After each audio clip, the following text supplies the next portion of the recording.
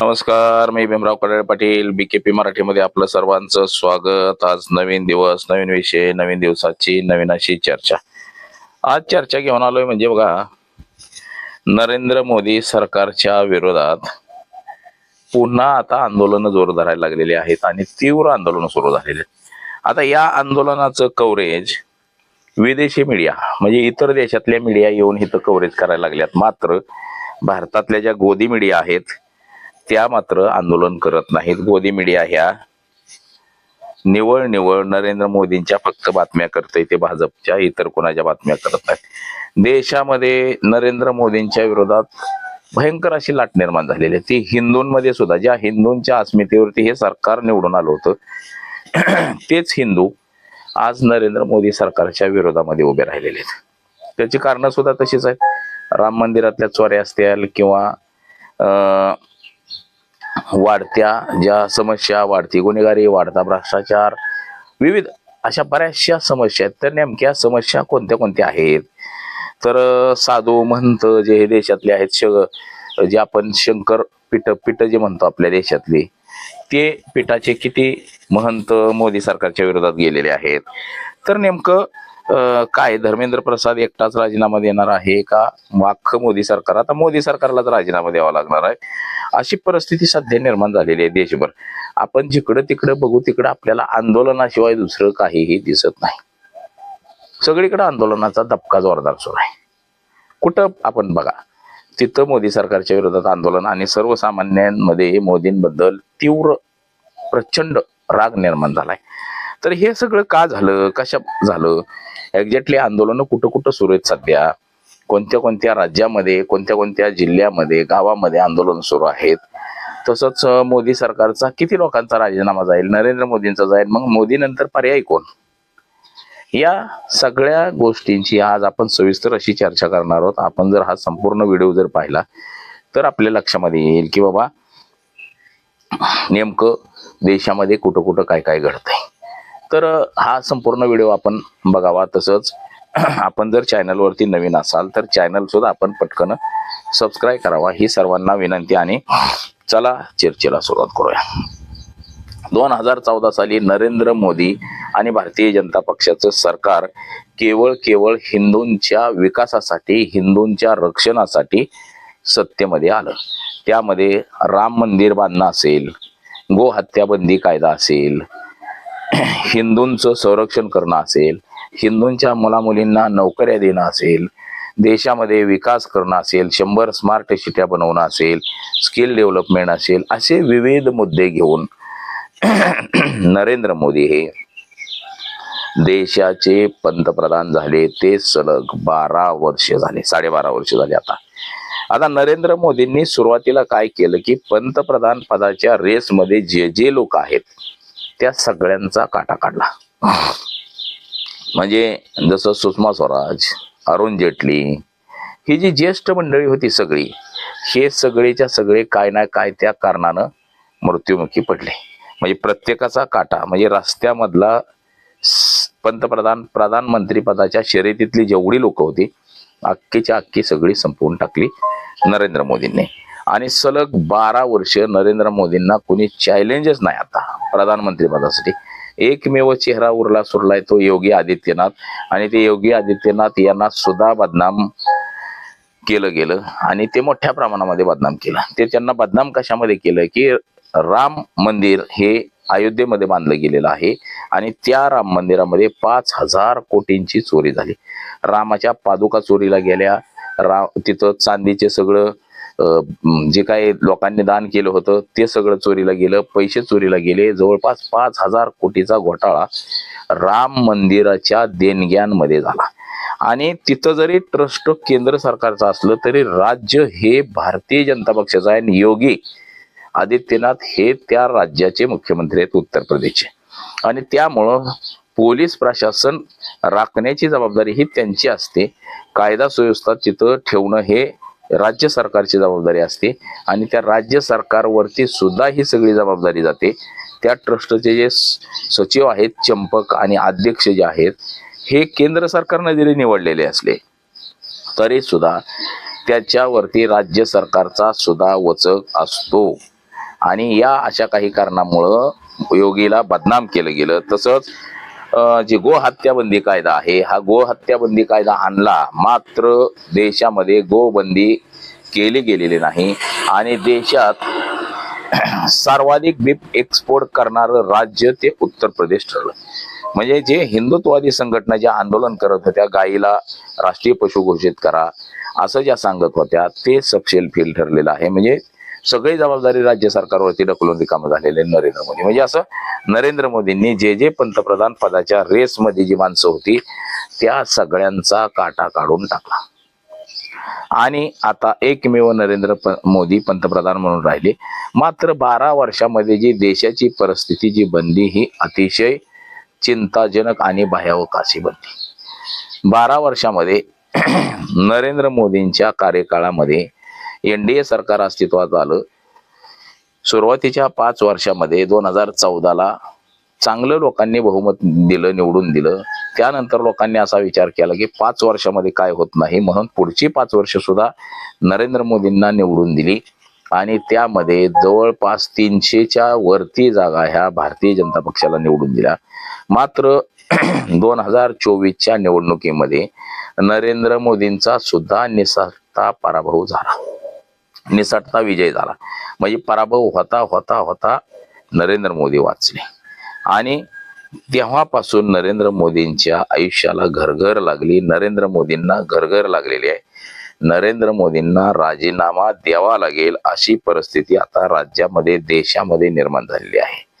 आता नरेंद्र मोदींच्या विरोधामध्ये देश पातळीवरती आंदोलन कुठं कुठं सुरू आहेत. ताज्या घडामोडीनुसार बघा, सर्वाधिक आंदोलन ही काँग्रेस पक्षाने जोर धरलेला आहे. त्याच्याबरोबर जे कॉक्रोच जनता पार्टी आहे त्याचे संस्थापक अभिजित दिपके यांच्या पक्षानं सुद्धा, म्हणजे आता तो पक्ष नाही, संघटनाच आहे आतापर्यंत तरी, या संघटनेनं सुद्धा या आंदोलनाची धार अशी तीव्र केलेली आहे की नरेंद्र मोदी आणि त्यांच्या सरकारला राजीनामाच घ्यावा लागेल. देश पातळीवरती जो भारतीय जनता पक्षाचा कट्टर समर्थक होता आजपर्यंत, तो सुद्धा भारतीय जनता पक्ष आणि नरेंद्र मोदींना शिव्या घालायला लागलेला आहे, श्राप द्यायला लागलेला आहे.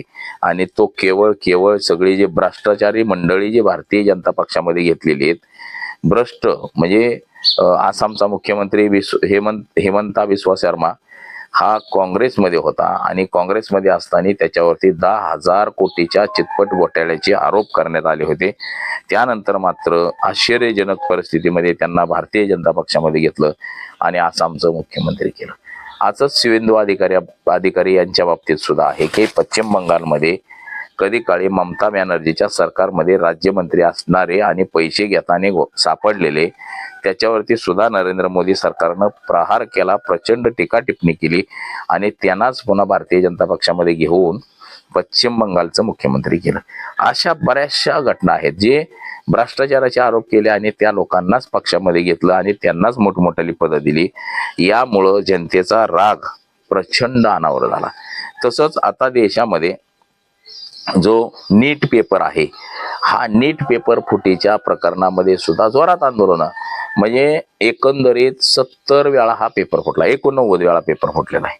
आणि काल जी परीक्षा होती तिचा सुद्धा पेपर फुटलेला आहे. म्हणजे टीईटीचा जो पेपर होता तो सुद्धा महाराष्ट्रामध्ये पेपर फुटला आणि तो सुद्धा देश पातळीवरती रद्द करण्याची नामुष्की ही केंद्र सरकार आणि राज्य सरकारवर आली.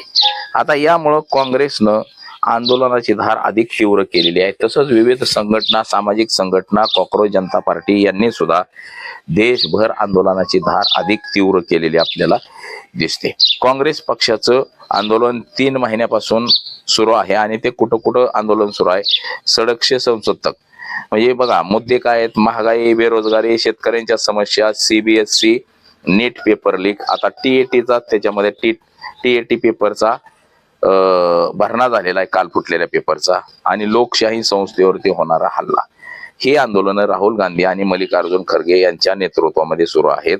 तसंच 2026 मध्ये 2-3 महिने चालणारं इंदिरा भवनात रणनीती, म्हणजे ह्या आंदोलनाची सुरुवात 3 महिन्यापासून जोरदार सुरू आहे. त्यातच बघा, कर्नाटकचे जे गृहमंत्री आहेत प्रियंका खरगे यांनी सुद्धा RSS ला जे प्रश्न विचारलेले आहेत की बाबा RSS संघटन हे 7 स्टार ऑफिस बांधते, मग ह्याच्याकडे पैसे कुठून येतात त्यांना हिशोब विचारला गेला. त्यांनी जरी सांगितलं असलं तरी आम्ही हिशोब देणार नाही, मात्र त्यांना हिशोब द्यावा लागेल. आणि जनतेच्या मनात सुद्धा हे प्रचंड राग निर्माण झाला की RSS संघटन जे देशभर चालतंय ह्याला कोण फंडिंग करतंय, ह्याला पैसे कुठून येतात, ह्यांची जी 7 स्टार सगळी राज्यामध्ये जे ऑफिस बांधली गेलेली आहेत ही कुठल्या पैशाने बांधली गेलेली आहेत. RSS कडे तर पैसे घेत नाही, देशप्रेमी आहे, मग ही ऑफिस कशी बांधली गेली. म्हणजे असा सुद्धा मुद्दा आता ऐरणीवरती आलेला आहे आणि तो प्रत्येक लोकांच्या मनात घर करून राहिलेला की खरं आहे बाबा, आपण म्हणतो की RSS हे देशप्रेमी संघटन आहे, 100 वर्ष पूर्ण झाली, मग ह्याच्याकडं 100 कोटीचं कार्यालय बांधायला पैसे आले कुठनं, यांना जागा कशा मिळाल्या. देशाच्या प्रत्येक कानाकोपऱ्यामध्ये, राज्यांमध्ये, जिल्ह्यांमध्ये RSSची भली मोठी अशी कार्यालय बांधली गेलेली आहेत. नरेंद्र मोदींचं जे भारतीय जनता पक्ष आहे त्या भाजपची सुद्धा देशभर कार्यालय बांधली गेलेली आहेत. ज्या काँग्रेसनं 70 वर्ष सत्ता देशामध्ये राबवली त्या काँग्रेसचे अवघे 250 कोटी रुपये फंड फक्त पक्षाच्या खात्यावरती आहे आणि तो सुद्धा ईडीनं सील केलेला आहे. मात्र 12 वर्षात भारतीय जनता पक्ष सत्तेत आला आणि 15,000 कोटीच्या फंड हा भारतीय जनता पक्षाकडे आहे. म्हणजे जगातला सर्वाधिक फंड असलेला पहिलाच पक्ष आहे तो म्हणजे भारतीय जनता पक्ष. आणि जगातून सुद्धा बघा इतर देशातले सुद्धा लोक कायम टीका करत असतात की भारत हा अडाणी लोकांचा देश आहे, भारत हा अशिक्षित लोकांचा देश आहे आणि अशिक्षित लोकांना देशाचं नेतृत्व करण्याची संधी देणारा एकमेव देश म्हणजे भारत आहे जगातला. म्हणजे इथं 10वी नापास 12वी नापास 1ली 2री शिकलेला राज्याचा मुख्यमंत्री होतो, गृहमंत्री होतो आणि तो देश चालवतो. जसं की नरेंद्र मोदी, शिक्षणाचा पत्ता नाही, अशा अनेक लोकांचा शिक्षणाचा पत्ता नाही. तसंच त्याचबरोबर जे बिहारचे मुख्यमंत्री सम्राट चौधरी केलाय, शिक्षणाचा अजिबात पत्ता नाही, 7वी नापास आहे म्हणतात, 7-8 खून केलेत आणि अशा माणसाला बिहारचं मुख्यमंत्री बनवलं गेलेलं आहे. म्हणजे ही सगळी सुरुवात ही बघा आंदोलनाच्या दिशेनं सगळी सुरुवात आहे. आणि देशामध्ये नेपाळ आणि श्रीलंका, बांगलादेश सारखी स्थिती निर्माण सध्या झालेली आहे देशात. म्हणजे आपल्याला सगळीकडं आंदोलनं दिसत आहेत, जिकडं तिकडं आपल्याला आंदोलनं दिसत आहेत. तर बघा ईडी CBIचा जो गैरवापर होतो या संदर्भात सुद्धा दिल्ली, पटना, लखनौ, गोवा, अहमदाबाद, देहरादून, हैदराबाद ईडी कार्यालय जे आहेत त्या ईडी कार्यालयाच्या बाहेर आंदोलन काँग्रेस पक्षाची सुरू आहेत. तसंच पुणे येथे गॅस तुटवड्याबाबत किंवा इतर समस्येबाबत बालगंधर्व इथं आंदोलन सुरू आहे. त्याचबरोबर इराण, इराक, अमेरिका हे जे इस्रायल हे जे युद्ध होतं या युद्धामुळं जे देशावरती संकट निर्माण झालं होतं त्या संकटाचा फायदा घेत जे ट्रम्प आहे अमेरिकेचा अध्यक्ष, त्या अमेरिकेच्या अध्यक्षानं जे नरेंद्र मोदींना ब्लॅकमेल केलं एपिस्टीन फाईल बद्दल आणि भारतावरती नको ते कर लादले गेलेले आहेत. आणि जी महागाई वाढली होती मधल्या काळामध्ये बघा पेट्रोल डिझेलची, ती सुद्धा महागाई कमी झालेली नाही, त्याबाबत सुद्धा आंदोलनं सुरू आहेत. म्हणजे बेरोजगारी आता गुजरातला सुद्धा सगळे उद्योग पळवले गेलेले आहेत. आपण पाठीमागच्या काळामध्ये बघितलेला आहे की जो तो उद्योग गुजरातला जातोय. हे सुद्धा मुद्दे आहेत, हे सुद्धा सगळे मुद्दे आहेत. आता राहुल गांधींनी VVC-RMG कायद्यावरून सुद्धा मोदी सरकारवरती टीका केलेली आहे आणि देशव्यापी आंदोलन सुरुवात केले आहे. म्हणजे बघा काँग्रेस पक्षाकडनं म्हणजे विरोधी पक्षाची जी भूमिका आहे ही विरोधी पक्षाची भूमिका काँग्रेस पक्षाकडनं वारंवार काँग्रेस पक्षाची भूमिका बजावण्याचं काम देश पातळीवरती सुरू आहे. मात्र देश पातळीवर जे आंदोलनाचा पवित्रा आणि लोकांचा उद्रेक पाहता मोदी सरकार सध्या घाबरगुंडी आहे, घाबरलेलं आहे.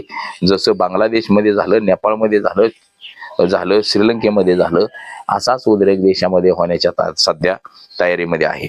त्यात आता बघा 2024 मध्ये इंडिया आघाडीचे किती खासदार निवडून आले होते आणि किती खासदार सत्तेसाठी कमी पडले बघा. काँग्रेसचे 99, समाजवादीचे 37, तृणमूलचे 28 होते, 20 गेले तिकडं आणि बाजूला पडले. DMK 22 आहे. तर ही सगळी आघाडी जर पाहता राज्यसभा, लोकसभा तर बराच फरक आहे. आणि आता जे भारतीय जनता पक्ष राज्य वाढवणं म्हणजे खासदार वाढवण्यासाठी जे प्रयत्नशील आहे, खासदारांची फोडाफोडी करतोय, ह्याच्यावरून सुद्धा लोक प्रचंड नाराज आहेत. बघा लोक शिव्या घालायला लागले आहेत. आयमायवरती शिव्या घालतात, नरेंद्र मोदींना घालतात, फुटलेल्या खासदारांना घालतात, गद्दार म्हणून त्यांचा उल्लेख केला जातो. बघा आता ह्या फाटाफुटीमुळं इंडिया आघाडीचे सध्या 190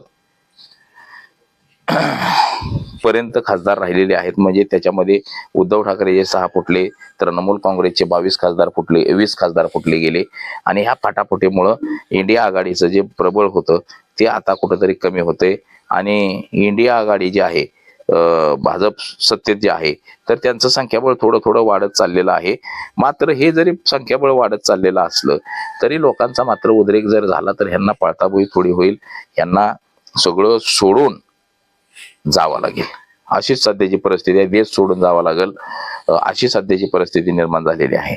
त्यातच बघा दिल्लीला जंतर मंतरवरती बघा CJP म्हणजे कॉक्रोच जनता पार्टीचं सुद्धा जे अभिजित दिपके आहेत यांच्या अध्यक्षतेखाली तिथं सुद्धा भलं मोठं असं आंदोलन सुरू आहे. असंतोष राका त्यांचे प्रवक्ते आहेत, त्यांचं सुद्धा आंदोलन आहे. केंद्रीय शिक्षण मंत्री धर्मेंद्र प्रसाद यांचा राजीनामा देण्यात यावा. नीट पेपर, UGC पेपर, कालचा जो पेपर लीक झाला, ह्या सगळ्या मुद्द्यांवरती त्यांनी राजीनामा द्यावा असं म्हणून आंदोलन सुरू आहे. त्यातच जे सोनम वांगचुक आहेत हे सुद्धा आता उपोषणाला बसलेले आहेत. ते बेमुदत उपोषणाला बसलेले आहेत आणि त्यांना अनेक लोकांचा पाठिंबा वाढत चाललेला आहे. शेतकऱ्यांचा पाठिंबा वाढत चाललेला आहे. CPML लिबरेशन दीपकांत भट्टाचार्य, CPI नेत्या यनी राजा, वामपंथ छात्र युवा संघटना अशी काही जण त्या ठिकाणी उपोषणाला बसलेले आहेत. आणि सोनम वांगचुक हे 28 तारखेपासून उपोषणाला बसलेले आहेत. म्हणजे त्यांना आता जवळपास दुसरा दिवस आहे उपोषणाचा म्हणायचं. आणि ते केवळ धर्मेंद्र प्रसाद एकाच मंत्र्याच्या राजीनाम्यासाठी उपोषणाला बसलेले आहेत. या अगोदर त्यांनी लडाखमध्ये मोठं असं आंदोलन केलं होतं. त्या आंदोलनानंतर त्यांना NSA कायद्याखाली अटक करण्यात आली होती. 2026 मध्ये त्यांची सुटका सरकारनं केली, कारण की त्यांच्यावर जी लावलेली जी कलम होती ही कलम कुठल्याही कॅटेगरीमध्ये बसत नव्हती. या कलमामुळं सरकारच अडचणीत येत होतं, म्हणून सरकारनं ती कलम मागे घेतली बघा. आता दिल्लीवरती जे जंतर मंतरवरती जे आंदोलन सुरू आहे, प्रचंड विद्यार्थ्यांचं मोठं असं आंदोलन सुरू आहे. जवळपास 2-3 हजार पोलिस तिथं लावलेली आहेत सरकारनं. म्हणजे त्या आंदोलनाचं काय होतंय बाबा, कसं होतंय, असं प्रचंड भलं मोठं असं आंदोलन सुरू आहे. आणि त्या आंदोलनाला बंदोबस्त सुद्धा मोठा आहे. आता हे जरी सगळं असलं तरी सरकार मात्र अजून तरी घाबरलेलं लोकांना दिसत नाही. परंतु आतून हे मोदी सरकार हालून गेलेलं आहे. यांना वाटतंय की आता आपल्याला खुर्च्या सोडावं लागणार आहेत. आपण अशा खुर्च्या सोडायच्या नाहीत. जोपर्यंत लोकांचा उद्रेक होत नाही तोपर्यंत खुर्च्या सोडायच्या नाहीत. त्यातच काल अमित शहा यांनी राष्ट्रपती भवनात जाऊन राष्ट्रपतींची भेट घेतली आणि राष्ट्रपतींना मंत्रिमंडळाबद्दल फेरबदल करायचे ह्याच्या सूचना दिल्या. त्याचं पत्र दिलं की बाबा मंत्रिमंडळामध्ये आम्हाला फेरबदल करायचे, त्याच्यासाठी राष्ट्रपतींची परवानगी घ्यावी लागते. आता राष्ट्रपती या सगळ्या गोष्टींना दुजोरा देतील का, परवानगी देतील का, हे सुद्धा पाहणं महत्वाचं आहे. आता जर राष्ट्रपतींनी परवानगी दिली तर मात्र नरेंद्र मोदी यांच्यासहित किती लोकांचा राजीनामा येतोय, का फक्त चिंगड्या लोकांचा राजीनामा येतोय आणि ही बाकीची जशाच्या तशीच राहतात, हे सुद्धा पाहणं गरजेचं आहे. मात्र देशामध्ये सध्याची परिस्थिती पाहता नेपाळ, श्रीलंका आणि बांगलादेश सारखी स्थिती निर्माण झालेली आहे, हेही तितकंच खरं आहे. तर विद्यार्थ्यांचं आंदोलन सुरू आहे, म्हणजे तरुणांचं आंदोलन सुरू आहे, वयोवृद्धांचं सुरू आहे, मध्यमवर्गीयांचं आंदोलन सुरू आहे. देशामध्ये सगळ्याच समूहांची आंदोलनं सुरू आहेत आणि ती नरेंद्र मोदींच्या नाकात दम करून सोडलेली आहेत. काँग्रेस पक्षाची भली मोठी आंदोलनं सुरू आहेत. त्यातच हे कॉक्रोच जनता पार्टीनं सुद्धा देशभर सगळं रान पेटवून टाकलेलं आहे. देशभर सगळीकडे म्हणजे कॉक्रोच जनता पार्टीनं ज्या आंदोलनाला सुरुवात केली तेव्हापासून भली मोठी अशी आंदोलनं देशभर व्हायला लागलेली आहेत आणि जाम अशी आंदोलनं झालेली आहेत. तर बघा, येणाऱ्या काळामध्ये बघू आपण नेमकं काय होतंय, त्याचं सुद्धा सविस्तर वृत्तांकन आपण करणारच आहे. तर आज पुरतं एवढंच. माझा सहकारी कॅमेरामन अनिकेत सह, मी भीमराव कडाळे पाटील, BKP मराठी, इंदापूर, पुणे.